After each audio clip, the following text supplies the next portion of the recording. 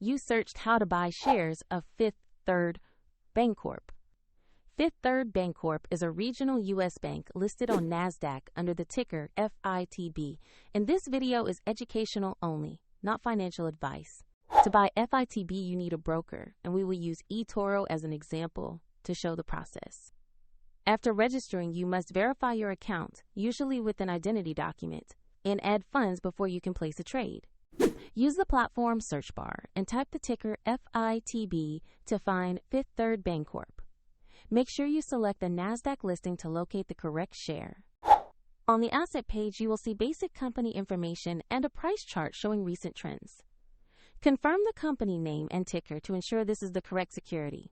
To invest, click the Buy or Trade button, enter the amount you want to invest, then carefully review and confirm the order. If the market is closed, the order may execute at the next open, and if you do not have sufficient funds, eToro will prompt you to add funds before confirming.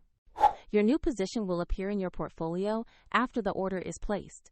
A link to eToro is included in the description if you want to follow the same example.